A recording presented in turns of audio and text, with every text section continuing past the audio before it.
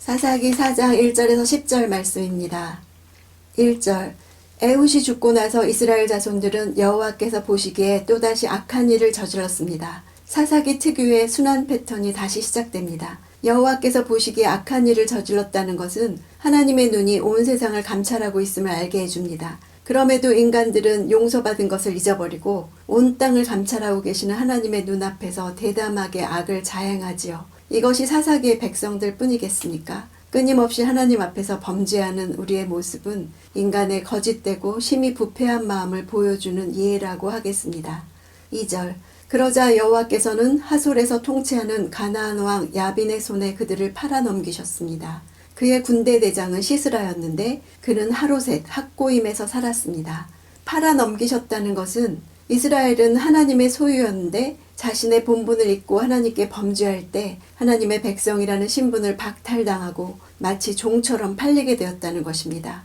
하솔은 북부 가나안의 수도 역할을 하는 성읍이었습니다. 여호수아의 가나안 정복 때 이미 정복되었고 이후 납달리 지파에게 주어졌는데 본문으로 봐서 사사시대에는 다시 가나안 사람의 손에 들어간 것으로 보입니다. 아비멜렉이 블레셋의 왕을 바로가 이집트의 왕을 칭하는 일반적인 호칭인 것처럼 야빈은 가나안 왕의 칭호입니다. 하로셋은 그 이름 자체가 시스라의 철 병거와 밀접한 관계가 있습니다. 왜냐하면 하로셋은 철이 생산된 곳이었기 때문입니다. 3절 야빈은 쇠로 만든 전차 900대를 소유하고 있었습니다. 그가 20년 동안 이스라엘 자손을 심하게 억압했기 때문에 이스라엘 자손들이 여호와께 부르짖었습니다. 여기서 20년 동안 이스라엘 자손을 억압한 그는 원어로 볼 때 시스라입니다. 또 원어로는 왜냐하면 이라고 이스라엘 자손들이 여호와께 부르짖은 것은 단순히 억압을 받아서가 아니라 그들의 힘으로는 결코 이길 수 없는 철병거의 강력한 군대 때문이기도 했음을 말하고 있습니다. 따라서 이스라엘 자손이 시스라의 학대로부터 해방을 강구했을 뿐만 아니라 그 강력한 군대와 싸워 이길 수 있는 군사적인 힘 또한 간구했음을 짐작할 수 있습니다. 4절 랍비돗의 아내인 여예언자 드보라가 사사로서 이스라엘을 통치했습니다. 직역하면 랍비돗의 아내 여선지자 여자 드보라 그녀가 이렇게 주인공으로 등장하는 드보라에 대해서 여성인 것을 여러 번 강조하고 있습니다.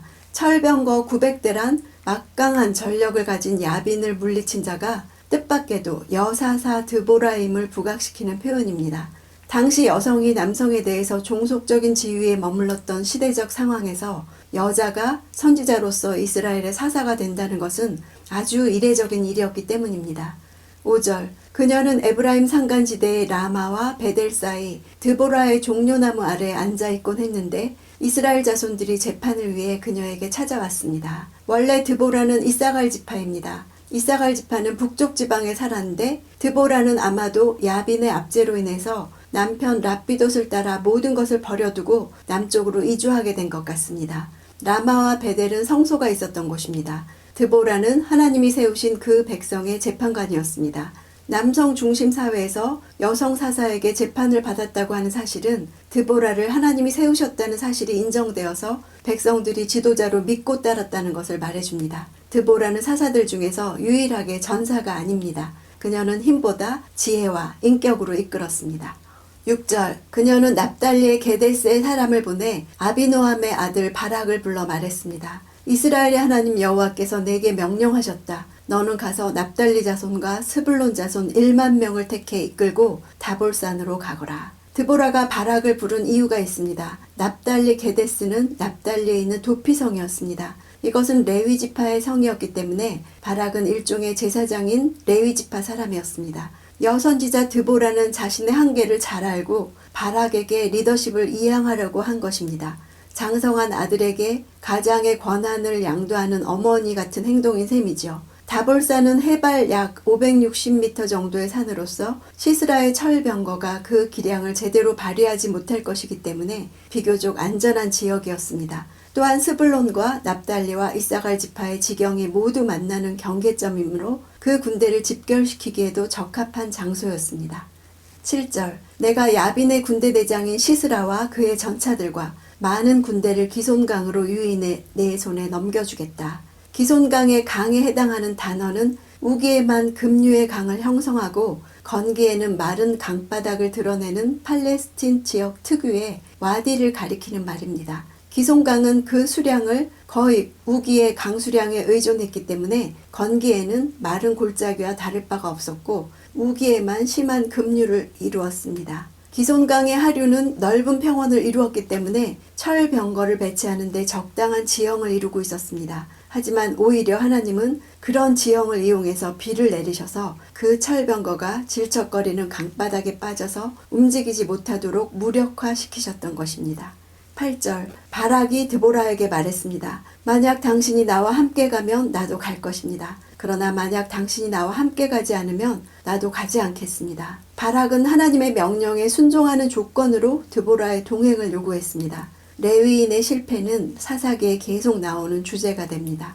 바락은 인간적인 눈으로 상황을 판단했기 때문에 두려웠던 것입니다. 그러나 1만 명을 택하라는 1만이란 숫자는 이미 승리를 상징하는 완전 숫자고 야빈의 전차 900대 또한 불완전한 9를 나타내는 숫자로 패배를 예견하고 있습니다. 그럼에도 불신앙과 주저함으로 그는 모든 승리의 영광을 빼앗기는 결과를 낳고 맙니다. 9절 드보라가 말했습니다. 내가 분명 너와 함께 가겠다. 그렇지만 내가 가는 일로는 내가 받을 영광은 없다. 여호와께서 한 여자의 손에 시스라를 넘겨주실 것이기 때문이다. 그리고 드보라는 일어나 바락과 함께 게데스로 갔습니다. 넘겨주신다는 말은 처분권을 넘겨준다는 의미입니다. 이것은 이스라엘 자체의 역사뿐만 아니라 모든 나라들의 역사를 하나님이 주관하신다는 사실을 단적으로 보여주는 말입니다.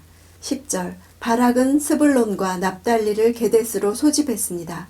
그리하여 1만 명이 그를 뒤따라 올라갔습니다. 드보라도 그와 함께 올라갔습니다. 소집했다 이 단어는 눈물겹게 울부짖다 이런 단어입니다. 드보라가 바락을 부를 때 사용한 단어는 일종의 권위를 지닌 부름이었던 것과 대조됩니다. 바락이 힘들게 소집한 군사는 훈련되고 전쟁에 능한 용사가 아닌 그저 평범한 남자들 1만 명에 불과했습니다. 이런 사실은 1만 명 할 때 명, 이쉬라는 단어를 써서 여자에 대응되는 남자 혹은 짐승에 대응되는 사람을 뜻하는 명사로 전쟁에서 싸우는 용사의 이미지는 없습니다. 반면에 적장 시스라가 이끌고 온 군사들은 전쟁과 훈련에 익숙한 용사라는 단어를 썼습니다. 사사기는 가나안 정복 전쟁을 완전히 끝내지 못한 이스라엘이 가나안 땅에서 가나안 족속들과 살면서 벌어지는 여러 가지 삶의 기록들입니다. 이것은 우리가 이 세상을 사는 모습들이기도 합니다. 복음으로 세상을 정복하지 못한 채 이 세상에서 사는 우리들은 어떤 모습으로 살아야 할까요? 오늘 본문에서 드보라는 비록 자기 지파의 땅에 살지 못하고 쫓겨와서 에브라임 산간지대에 살고 있었지만 드보라의 종려나무 아래라는 곳에 앉아서 백성들에게 지혜를 나눠주는 재판관의 삶을 살았다고 했습니다. 이스라엘 자손들이 재판을 위해 그녀에게 찾아왔다고 했습니다. 야빈이 20년 동안 이스라엘 자손을 심하게 억압했기 때문에 이스라엘 자손이 여호와께 부르짖었고 그만큼 억울한 일이 많았을 것입니다. 이 세상을 야빈이 다스리고 있는 것 같지만 진정한 통치자요, 재판관이요, 사사요, 구원자는 하나님이십니다. 우리 또한 그리스도와 함께 이 땅을 다스리는 자들임을 잊지 말고 이 세상을 방치하거나 포기하지 말고 하나님의 주권을 나타내야 할 것입니다. 오늘 내게 필요한 지혜를 위해서 드보라의 종려나무 아래 같은 큐티 장소로 가는 그런 시간이 있기를 원합니다.